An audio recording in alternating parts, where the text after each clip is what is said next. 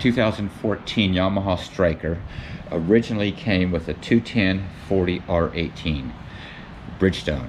I replaced the first tire with this Michelin. It's a 240 40 18. The placard on the swing arm shows the recommended air pressure is at 41 psi. So I ran this one at about 41 psi. Got about 8,000 miles on it. Oh look, you can see where I got a screw. Had about 1,000 miles on the tires. Got a screw, a strain in the middle. 100 miles away from home, I got a screw sticking in my tires. Anyways, that's another story from another time. This tire here, I'm gonna run it about 35 psi, and that may be too much. But I'm hoping to get about 10,000 miles out of this tire. I got 8,000 miles out of this tire, 6,000 miles out of the first tire.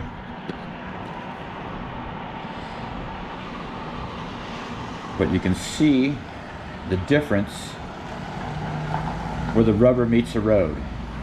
Such a skinnier footprint on this one at 41 psi. I have a wider footprint on this one at 36 psi. So with that, I'm hoping to get a few more thousand miles on the tires. These are your tread wear indicators right here.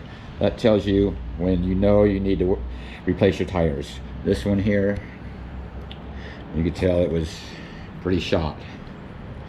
It was done.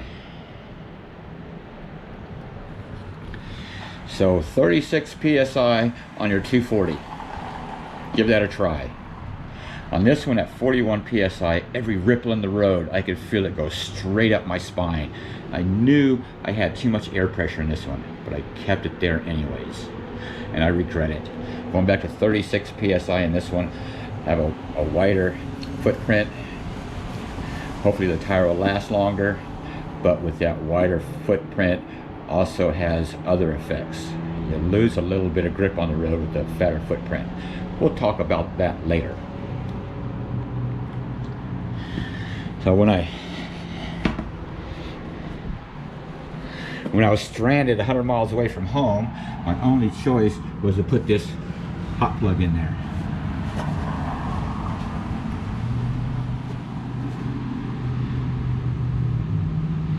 Nobody's going to put that in for you. I had to do that myself, which is okay.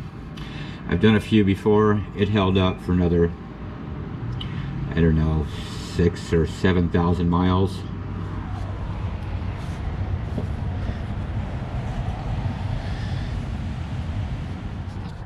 All right, how to read the sidewall of your tire.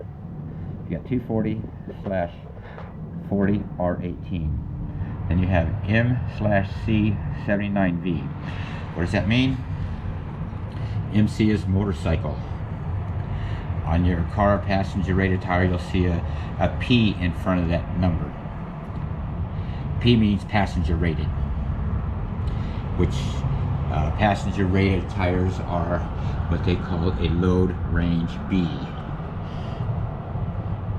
Where does it say that out here? Somewhere.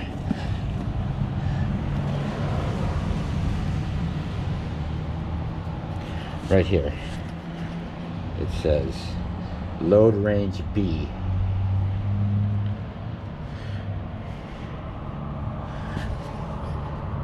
Now the 79, that's your load index. That's how much weight that tire will carry at certain PSI.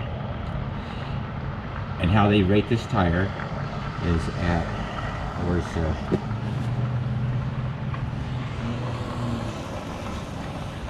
at 42 psi, the tire will carry 963 pounds.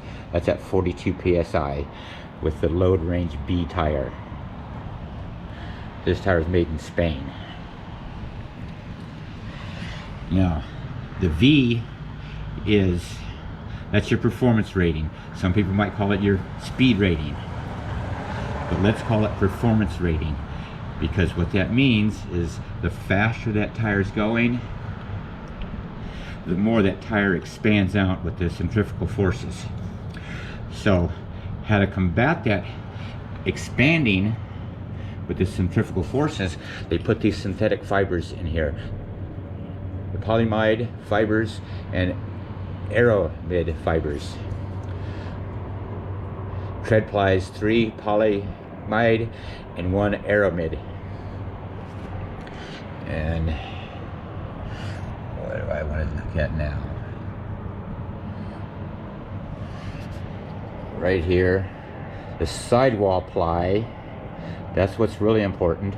You have 3 polyamide. Well, as that tire expands, these synthetic fibers want to heat up and shrink that tire back down into shape. So the faster you go, the hotter the tire is, these synthetic fibers will keep it in its shape. There's some tires that are rated W, that's over 186 miles an hour. Those require a lot more synthetic fibers to keep that tire in shape. So the hotter it gets, all the synthetic fibers shrink it back down into shape, and that's what's working for you.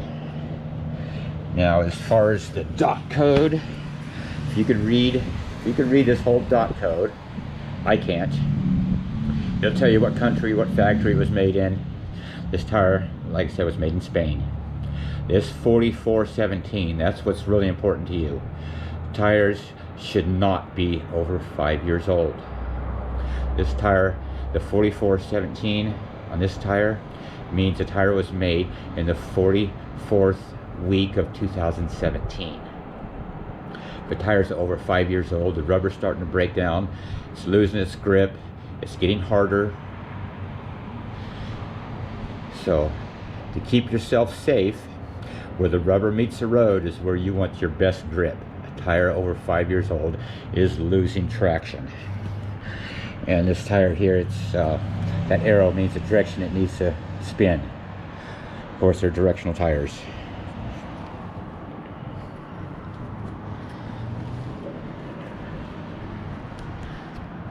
You want to put a wider tire on your bike. Let's find out what these numbers mean and what it's going to do to you or for you.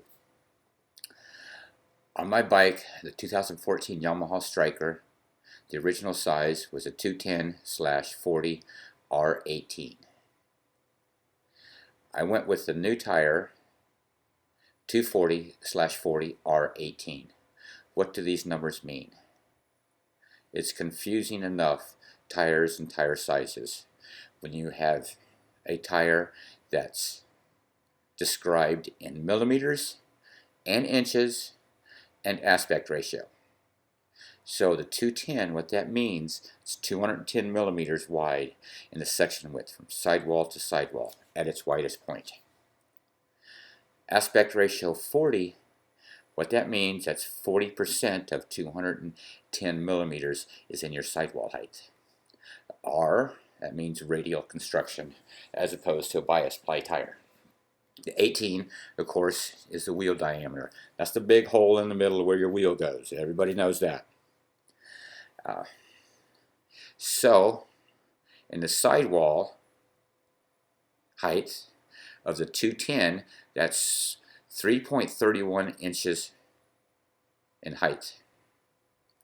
That's how tall your sidewall is. The new size of 240, 3.78 inches tall. That's almost a ½ inch difference. What that means in the real world is you have a taller tire. It means your tire is basically a gear that meets the ground, that's pushing you down the road. It's just a big gear. You have a bigger gear, requires more energy to get it rolling from a dead stop. Now, the section width, the 210, that's 8.27 inches wide. The new size, the 240, that's 9.45 inches wide. That's over an inch wider than your original tire. What that means to you is going down the highway, straight line driving, straight down the center line of that tire, you have over more than half an inch difference. That you have to lean that bike over more to get it to roll over. And when you have a tire that's wider, your chicken strip is going to be bigger. And that means the stickiest, the grippiest part of the tire is right at the extreme edge where the sidewall is. That tire may never touch the ground. So you're losing traction because the grippiest part of the tire is not touching the ground. You have a wider footprint on the ground.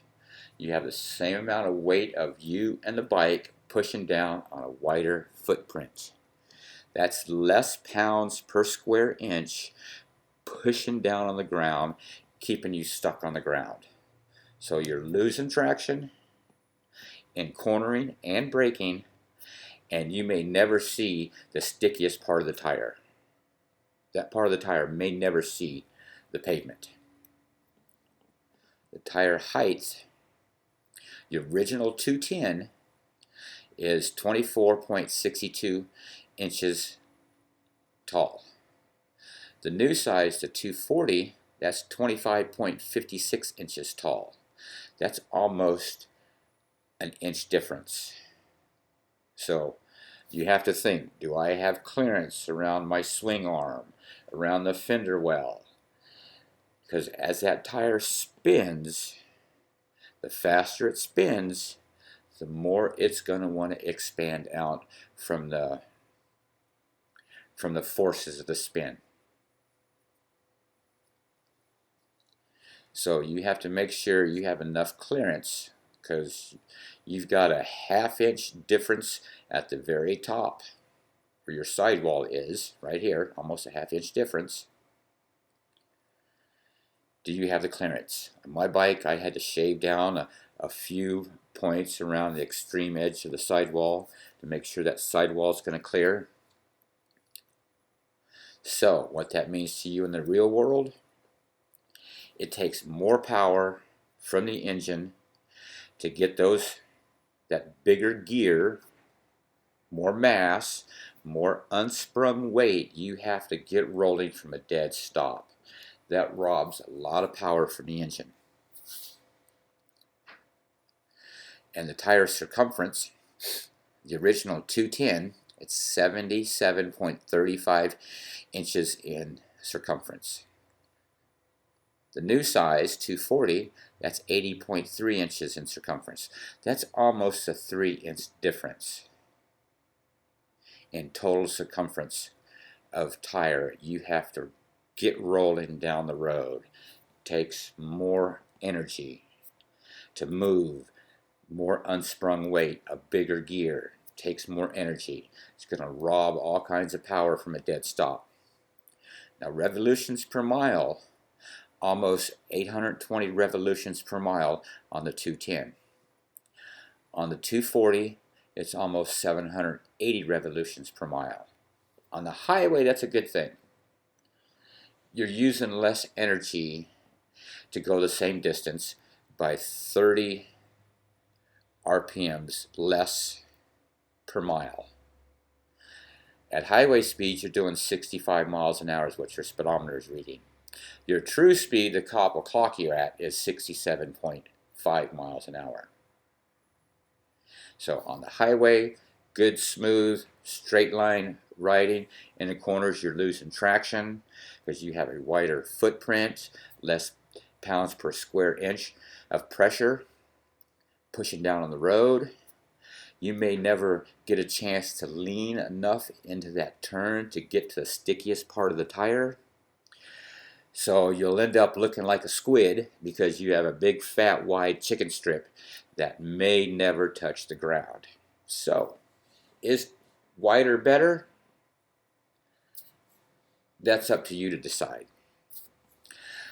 My next tire, I'm going back to the 210 4018.